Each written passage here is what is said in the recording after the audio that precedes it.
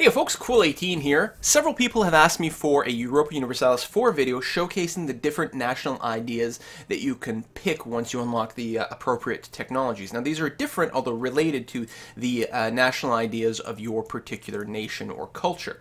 So just to recap the way it works, when you get to administrative technology number 4, administrative tech level 4 rather, you can unlock your first national idea, and then you get another one, tech level 7, 10, 14, 17, 22, 26, and 29. All of these things may change fairly dramatically when you get to the actual release version. Again, I am still in a relatively old at this point preview copy, so it's a bit behind the latest and greatest. Now, picking the actual national idea does not cost anything. So if I clicked here and then pick trade ideas, for example, that would not cost me anything. It would lock that in. From that point on, this slot would be permanently occupied by the trade ideas. But by itself, that wouldn't do anything. Instead, every time I would get 300, since this is a diplomatic idea, every time I would get 300 diplomatic power, I could unlock the next actual level of the trade ideas. And that's where A, it gives me a benefit, and B, it actually costs me some amount of power points. So that's the way it works. So I could, let's say later on I've reached admin tech level 7, I've got 2 separate national ideas picked. When, let's say they're both diplomatic ideas, every time I hit 300 diplomatic power points, I could choose to unlock the next level of this one or the next level of this one, which is one of the reasons that unless you're doing something very specific, you might want to spread it around. So you might want to have your first one be diplomatic and your second one be administrative, for example.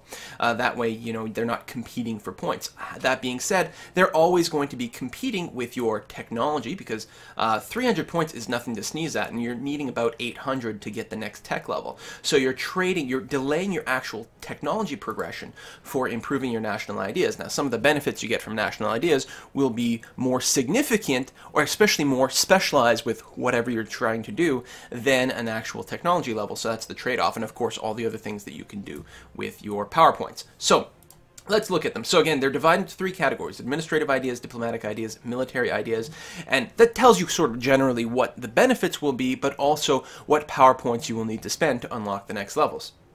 Each one of them has 7 distinct levels that you can unlock, each with their own benefit.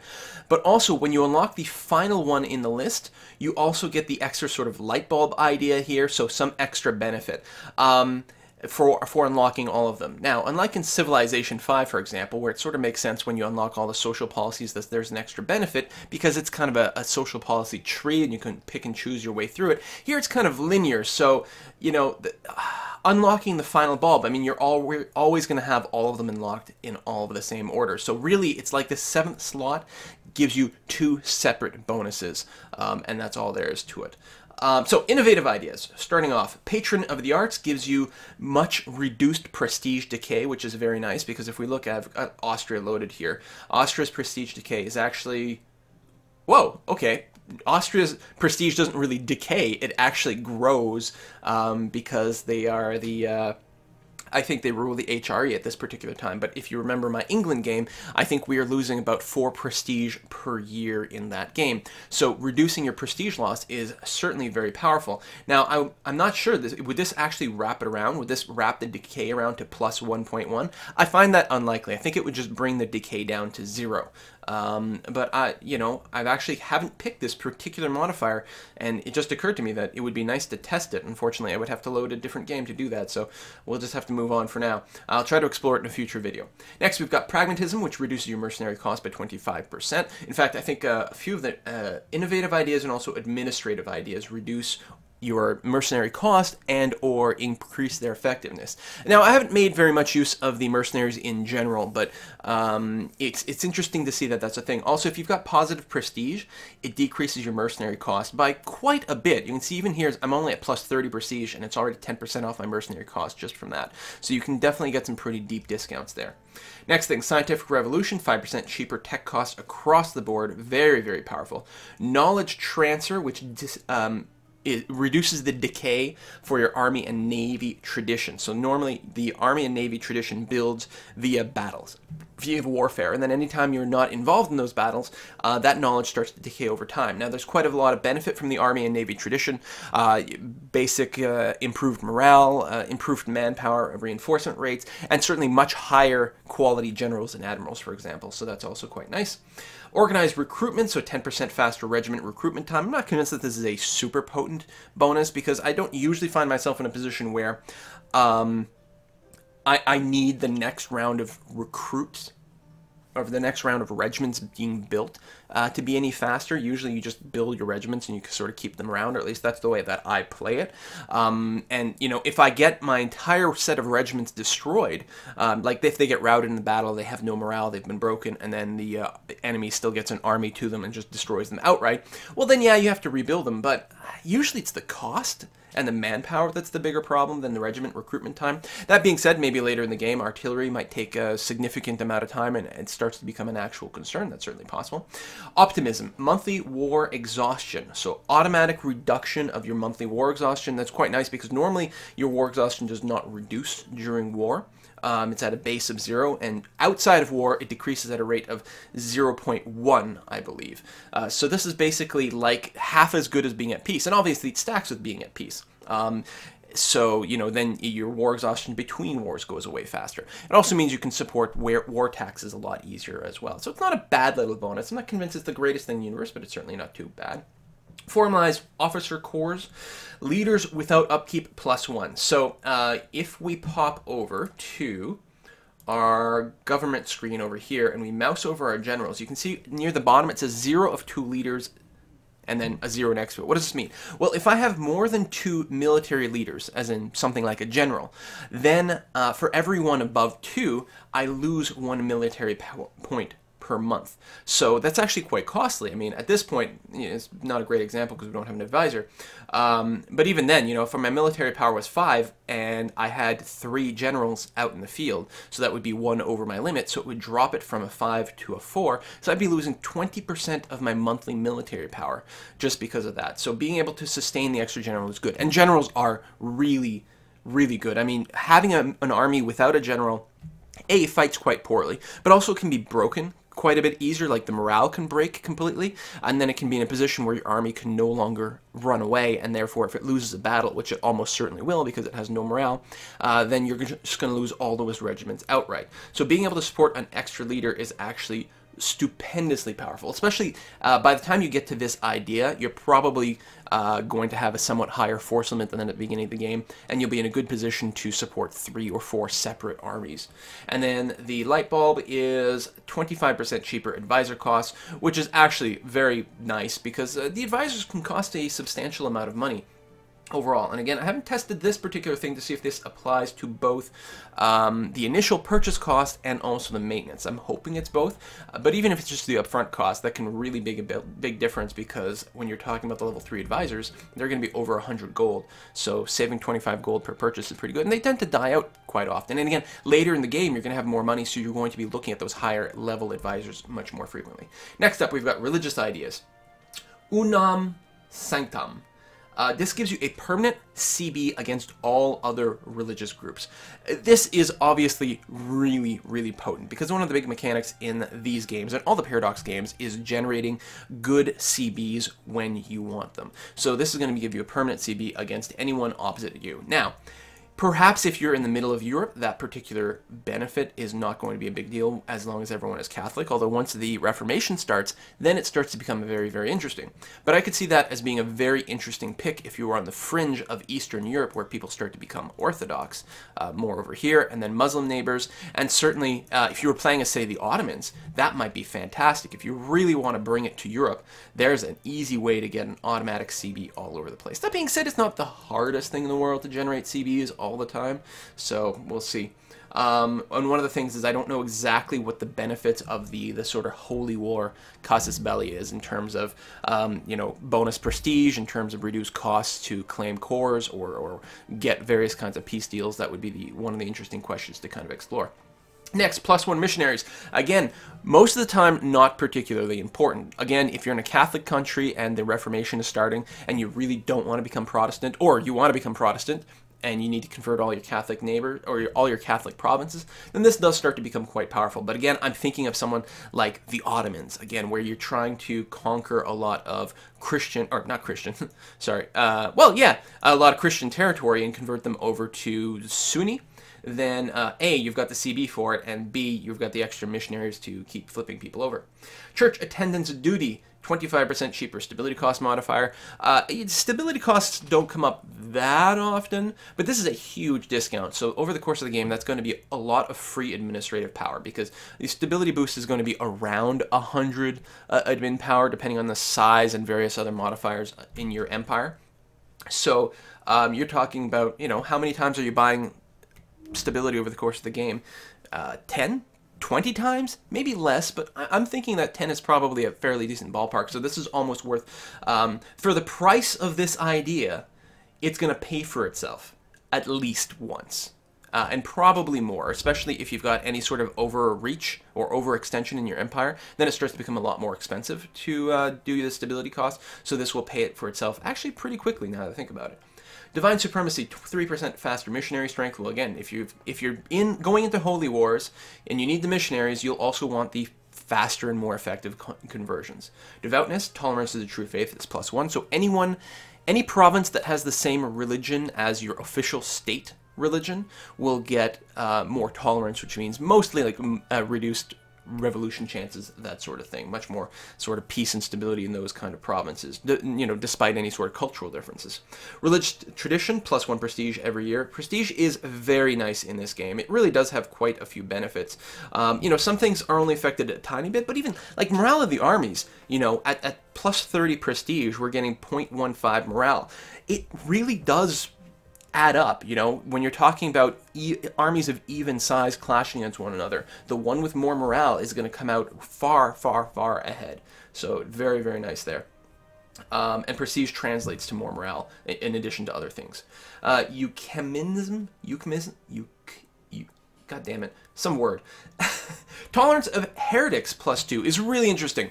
You know, in a way, it sort of conflicts the idea of having to convert everyone. So this means that people with heresies are more tolerated and are therefore less likely to rebel. Now, this is not the same as outright heathens, right? It's not the same as heathens. So heretics will be, for example, if you're Catholics, heretics will be Orthodox and also Protestants. Whereas heathens will be, if you're Catholic, that will include all the Muslims, the animists, the shamanists, and so on. And if you're Muslim, then heretics will be Sunni or Shiite, whatever you are not. And then the heathens will be Christians, along with shamanism and animists and Shinto and Confucians and all that. But I don't know how often you're going to be butting heads with, you know, Confucians if you're over here. But of course, if you're playing a game over in the Orient, there's going to be a whole different set of connections over there. Anyway, that was that. And then the capstone ability is better relations over time, +50%. So you're going to be really good at sucking up to people if you want to improve your relations, which might be important at this point because you're going to have tons and tons of aggressive expansion, I think. This religious ideas, I think, really benefits aggressive expanders. I suppose the other way around to think about it is if you're a heavy colonizer and you want to convert over all the, you know, the poor savages in this land that you're trying to civilize, which, you know, that would have been the attitude at the time, then the religious ideas might pay off there as well. But I'm not feeling that it's as important, but who knows? You know, maybe that ends up in that situation. If you're playing a colonizer, then that might be a 3rd or 4th level pick. Who knows? Espionage ideas. 33% better or more effective embargo, which is really nice because, again, you can fight that sort of indirect war if you just have a really good navy. Obviously, you're not going to want to pick, or you're not going to get much of a benefit. Oh, no, this is embargo. This is not, I was thinking blockading. This is embargo. Interesting. Although still, you're not going to want to do it when you're sort of a non-trade oriented, non-seafaring kind of nation. Assuming I'm understanding how embargoes work properly based on the description. Vetting here is National Spy Defense +25%. So what kind of activities can you do with spying? Since it's kind of relevant here, let's go and take a look. You can do the very best or most frequent one you're probably going to see is Fabricate claims. Support rebels is also nice. So Fabricate claims, I think you can only do it on provinces that border yours. So if you're playing as Poland over here, these would be your sort of options right over here and over here. But you would fabricate a claim, not a core, but a claim on a province. It would give you a CB to go to war, and in the peace deal, taking something you have a claim on should be less expensive and result in less overextension. I'm not entirely sure on both of those criteria, but I'm pretty confident, or potentially take less diplomatic points to do. Also because when you declare a war, that would have been the specific cause for the war that you would claim. Sow discontent. So you actually need ideas to unlock the ability to sow discontent, which would, I believe, generally raise the rebellion level. And then you have support rebels, where you specifically pick a type of rebels to support, and then you give them a certain amount of money. So a lot of times you might pick the one that already has the highest kind of rebellion chance, but also there's the possibility that you might have rebels that are sympathetic to your cause. They might be nationalists that would defect back to your country, for example, which is what happened in my Muscovy game. I had... yeah, see, like Russian culture here, and the Belarusians. I think I was getting them to defect over to Muscovy, and I took away most of Lithuania without ever going to war with them. So, sneaky, sneaky, sneaky. What else we got? Sabotage reputation, so ruin someone's diplomacy. And infiltrate in administration, lifts the fog of war. So, I mean, normally you get the lifted fog of war, I believe, if you've got an alliance with someone, but this would be good for someone that you can't get an alliance with. See where their units are, that sort of thing. And I could see that in a multiplayer game would be extraordinarily valuable. Back to the ideas. So, that was vetting. That's your offensive spy action. So, national spy defense would help you defend against those things. So, there's the value of that. Rumor mongering, this is where you unlock the ability to sabotage relations, and that is really cool. And again, it might not matter as much in a game against humans, but against the AIs is very good, because the AI will react to you based on your relationship. With humans, far less so. They're gonna, they don't really care about reputation that much. Although, if your relations with each other is too high, then there's, penalties to declaring war, but that wouldn't help here with the espionage. So, I think this is mostly a way to mess with AI people. Efficient spies, 25% more effective spy offense, right? So all those abilities, you would make them, they would go faster and I think have a decreased chance of being detected. Shady recruitment, covert action relation impact is down by 33%. So if you get busted doing spying, it hurts you far less. Again, this is mostly going to be a thing with AIs, because human players, aren't going to be swayed by the 33% modifier. They're going to know that you spied on them and they're going to be pissed. Now we unlock the ability to sow discontent. Then we unlock the ability to infiltrate administration, which to me, again, doesn't seem super good. This seems like mostly an anti-player thing, and it sucks that it comes so late. If this could come first, then in a multiplayer game, I could see investing a level or even two to reach this sort of espionage ability, and then kind of forgetting the rest of the branch at that point. And then when fully unlocked, you get 50% more effective rebel support. And this is extraordinarily powerful. Against humans, against AI, doesn't matter. If you can force more rebellions pop up and have people deal with that kind of crap, especially if they're in the middle of a war, there's no worse time to get rebels. Especially, you can get big stacks of rebels. With these sorts of modifiers and enough money spent in strategic ways, it can really throw people off. Economic ideas is next. We've got Bureaucracy, 10% improved national tax modifier, obviously stunning. Now, some people make more of their money on trade than taxes, although everyone can generally get a fair chunk of change from taxes, especially once you've unlocked administrative tech level 5, and then you get churches and temples. Those give you pretty high, or not churches and temples, churches and constables. They give you pretty high tax rate by themselves. And then there's additional buildings later that will also increase the tax base in provinces. So you can really stack quite a bit of money there. Organized construction, 20% cheaper build cost, really good. You're going to be building a lot of buildings over the course of the game, so that's going to be nice. Now, I don't know if this affects both the money and the power points, because most buildings require a few power points to be expended to build as well. But it doesn't matter. The money is going to be far the important part, because the PowerPoint cost is not that high. National Bank, you get automatic built-in permanent inflation reduction, which is really nice. There's quite a few events that can give you a little bit of inflation, but more commonly it will happen when you take out loans, which of course loans replace minting in EU4. So loans in EU4 kind of act like a mix of the EU3 loans plus EU3 minting. So the ability to reduce inflation in general is always going to be really, really good, really, really powerful. Debts and loans reduce your interest. So it's because this is really interesting. Now, I find that after the first couple of years of playing, or maybe not the first couple of years, but maybe the first decade of playing, I don't often find myself in a position where I have to take out much in a way of loans. Although, again, I also don't tend to use mercenaries quite that much, and probably I should. Again, mercenaries still against your force limit, which means they can be quite expensive, although I guess that's what the loans are for, but they do ignore your manpower, so it does give you an interesting way to compete against nations that might just be able to mass up a lot of manpower, but may not have as much money behind them. So you might not have the traditional standing army, but you can recruit a bunch of mercs, and between stuff like cheaper inflation, cheaper interest, and then the cheaper mercenaries, you can really mount a pretty impressive army as long as you've got enough money to throw at the problem. That was that. Next up, possible advisors +1. So I believe this means that when you look at your advisor list here, well, we will see this, 4 advisors instead of 3. I'm used to seeing 3 in this list, but Austria, I believe, as one of their built-in abilities, right here. No, is it the government type? Oh, it might be because we're the ruler of the HRE, actually. I'm not positive, but there might be something like that. I haven't figured out. There we go. Possible advisors +1. So it's just like this. So as Austria, no, so normally a normal nation would have 3 advisors. Austria gets the 4th because they rule the HRE, and anyone with this idea would also have the 4th. And I guess Austria with this would have 5 possible advisors to choose from. That way there's more of a chance that you'll get someone of the level that you want and also with the special ability that you want. It's not a hugely important thing, but it's awfully nice.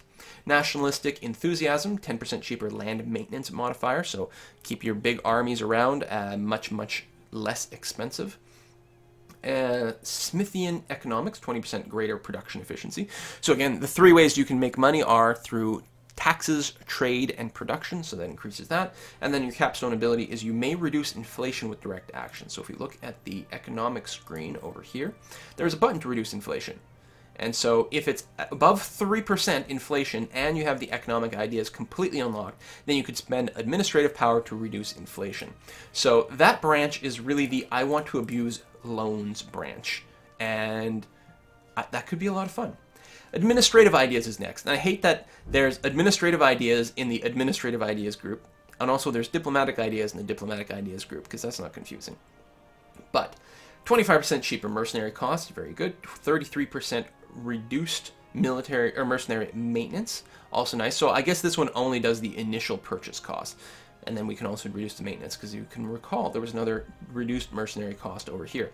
Now, I don't know if these are additive or if they multiply. So would both of these together be 50% off, or would one apply after the other, which would sort of translate to, I don't math on video kids, but it's, I don't know, about 40% off instead of 50% off, right? Because there's different ways to do this, where you apply the 25% first and then you apply the next 25%. Anyway, either way, you know, you could stack those if you really want to do the mercenary military, and why not? I mean, if you're going to commit to it all the way, right? Mercenary recruitment, additional mercenaries, 50%. And yeah, that's the one thing with the missionaries, is at any given time, if I go into my V screen over here, who am I playing at? Austria. My V screen over here. So these are the units I can build. These are the mercenaries I can hire. There are currently 8 medieval infantry available. And that's it. You know, if I spent all 8 of these, I would have no more. I don't know how frequently they recharge, because again, I have not played much with mercenaries. And I don't know if we can get a more variety. You know, will there be some infantry, some cavalry? But if you are making use of mercenaries, you could probably deplete that pool pretty effectively. I guess it's almost like manpower, but for mercenary. It's mercenary power. That's here. Bookkeeping, interest per annum, down another 1%. So again, this stacks nicely with the economic ideas, I think. The problem with having both of these, of course, and especially if you're splashing in innovative ideas as well, is these will all eat administrative power because they're in the same group. So that is a little bit unfortunate. Still, it might work really nicely with someone like, for example, Venice, where you're going to be spending a lot of your diplomatic power points on actual diplomatic technology to unlock greater trade range, to unlock greater trade effectiveness, right? Trade efficiency. Your naval maintenance actually it goes up when you level up, but you are unlocking better ships, so I guess that's okay. But then there's trade range. I guess there's colonial range too, but that's less important over here. I guess playing with someone like Portugal or Castile, that might be another good way of doing things over here, because again, you're going to want to save your diplomatic power points for diplomatic tech. +1 advisor, we talked about that. 25% improved national spy defense, all right. War cabinet will give us 33% reduced war exhaustion, which is nice. I haven't found that, assuming you're managing it properly, war exhaustion, you can usually keep a decent eye on it, and if you need to, you can also spend diplomatic power to reduce your war exhaustion. But this would definitely not hurt, and the capstone ability, 20% more production efficiency. Diplomatic ideas is next. So again, this would cost, all of these would take diplomatic power to level up. Foreign embassies, +1 diplomats, a very, very handy thing to do. Because with only 2 diplomats, you really are limited in how many diplomatic relations you can really build. And so if you're in a game where diplomatic relations are really important, this is incredibly powerful. I feel like if I were playing a game in the HRE, such as with Austria here, I would want additional diplomats, because then you could be sucking up to more nations, which would ensure that you would stay as the emperor. They would continue to elect you. And then you could also fling out extra diplomats to set up royal marriages and all that kind of good stuff. I mean, those sending out diplomats to do a one-time, like, you know, to negotiate a specific treaty, like a royal marriage, a peace treaty, anything like that, that doesn't tend to tie them up very long, so that's sort of a non-issue. The extra diplomats become important when you're talking about building relations, because they could be tied up for years. Or also if you're doing a lot of annexation of vassals. And then they really do get tied up for a very, very long period of time. So having the extra diplomats is very handy. In fact, when way back when in May, when I'm playing the super early beta and I was practicing as Muscovy for the multiplayer game, I actually went with the diplomatic ideas, because at the time I wanted to save my diplomatic power for technologies.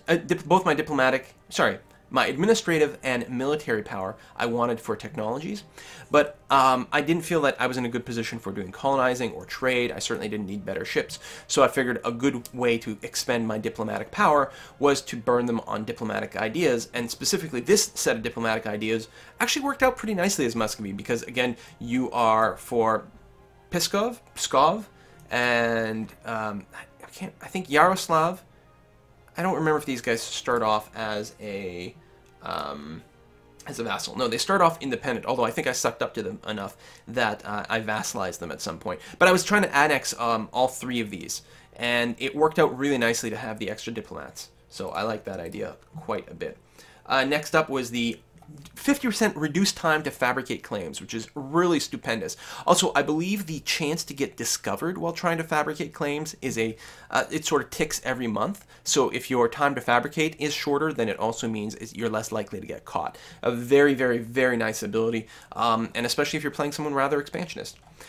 +3 diplomatic relations. Well, what does this mean? Just like the limit on how many generals you can have before you start eating to your military power, there is a limit on how many diplomatic relations you can have before you start losing diplomatic power. This is things like vassals,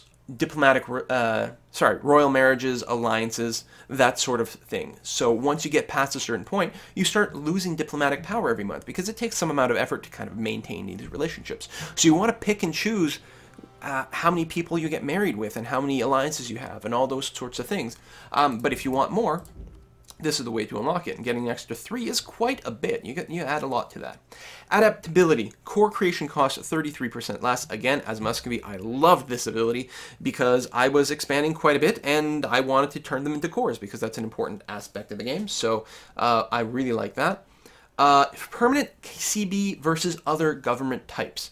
So if we are a feudal monarchy, then we would get a permanent CB against republics, for example, or theocracies, and vice versa. So it's a nice way to generate some extra CBs if you want. It's sort of a nice freebie. I don't know exactly how critical it is. Again, if you've already got the ability to create claims pretty easily, but maybe it has more attractive kind of terms again for the overextension, prestige, all that sort of thing. So that way you get to pick and choose. You get to pick and choose when you declare war which one you want. I also like the name of it. Revolution and counter-revolution I think is quite cool. Next up, flexible negotiation. 33% cost to unjustified demands. That is things like if you go to war with someone and you win the war and you're asking for provinces that you don't have a claim on or a core on. I believe this will decrease your aggressive expansion penalties and diplomatic point cost to negotiate that deal. I'm not 100% sure, but I'm pretty confident that's what it is there for. Finally, the capstone ability is lowered impact on stability from diplomatic actions. So certain things like breaking royal marriages and possibly declaring wars without CBs, and maybe there's other things, cause your stability to drop. So I don't like the fact that it just, generically lowered. Like, what does it mean? It's just like one less stability loss? That would be pretty good. I would not mind something like that. Because, especially with being able to break a royal marriage when you really need to do that is kind of interesting. I'm curious. I'm not sure this is the reason you would go down, and so I'm not sure, again, do you need to go all the way down this branch? Maybe, maybe not. Usually I found by the time you've unlocked like 2 or 3 of these, usually you've gotten the opportunity to unlock a second idea at that point. Assuming that you're not foregoing developing diplomatic technologies altogether, right? Oftentimes you've got something in mind, you're like, oh, I really, really want to get to this cheaper core creation, so I'm going to get up to level 4, and then I'm going to go back to tech up my diplomatic technology, and then we'll come back, and, well, at that point we've got administrative tech 7, so I've got a second idea, that sort of thing. Trade ideas is next. Trade ideas. Shrewd commerce practices. 10% greater global trade power, so everywhere you are, you get more trade power, and that is really good if you want to get involved in some trade steering. I think that someone like Portugal and Castile, who are naturals to get into the trade wars, so is England, of course, but especially once you get the sort of coast of Africa all mapped out, all the way to the sort of subcontinent here, or of course North America starts to be colonized, then you're really going to want to try to steer as much trade as possible to whatever center of trade, or trade node rather, your capital is a member of, and then you want to suck out as much of that power as possible. So a very, very potent thing to develop if trade is your game. I'm not convinced that it's the most important thing to get from day one, because there's only so much trade you can manipulate on day one. Same thing with the extra merchant. Well, usually early on you can't reach that many trade nodes, so this is not very important. I don't think trade ideas is going to be a very popular first national idea, but as a second, or especially as a third or fourth, when more of the world is mapped out and you have greatly extended trade range, it's going to be extremely powerful. Speaking of trade range, 25% greater trade range is pretty nice. Again, you need a base number. It's very much like the colonization. I got a bonus from overseas exploration in my England game, plus 50% colonial range. Great, except I still couldn't reach anything because my base colonial range was so crap. So just like this, you really need to get a little bit of diplomatic technology levels under your belt for this to really matter. Plus 10% trade efficiency is really nice. That's really going to translate to a lot more money. Even more merchants. Again, as long as you can reach a lot of nodes, this starts to become really important, because at this point you're talking about controlling maybe up to 4 nodes at this point, possibly 5 if you've got a couple other things that can give you merchants, like expansion ideas. And you can really manipulate things really, really effectively.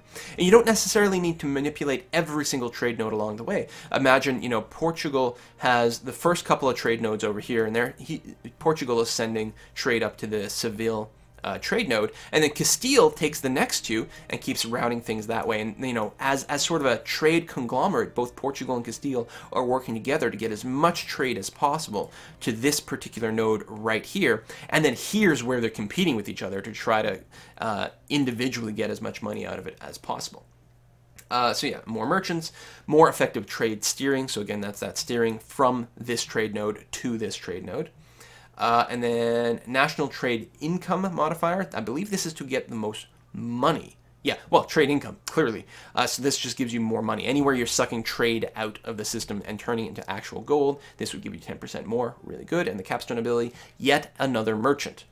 So you can, again, just steer so much trade your way. Or maybe, I'm talking about Africa, but maybe the Americas is your goal, in which case you're going to have merchants all throughout all these little trade nodes, whichever one can send it to Seville. Or if you're playing as England, whichever one can send it to London, for example. And actually, even if you're not playing the colonization game, you might be playing as, I don't know, like Burgundy or someone like that with decent control over, this sort of Antwerp. Where's Antwerp? Right here, the Antwerp trade node. I guess I could do this. So this, or maybe you're France and you've gone further east, or you're playing as the HRE in some capacity and you've got further west. And then you might be interested in trying to steer just as much trade as possible to Antwerp, even if you personally haven't colonized this. And it is possible to do with merchants. You're not going to get as much trade power as if you actually had land there, but you can get a decent amount. You can also use your barks, or your light ships rather, to navigate that, assuming you've got a decent supply range. That's trade range. Next, or trade ideas. Next is exploration ideas. Colonist at level 1 is nice. Quest for the New World. So this allows you to recruit the explorers and conquistadors that you really need to be able to reveal the terra incognita very effectively. So both the seas and the land. If you want early colonization, that is really, really important. You can be a little bit late to the game because eventually these sort of areas get revealed for everyone, but if you really want to make a go at colonization, you really want to be able to do this.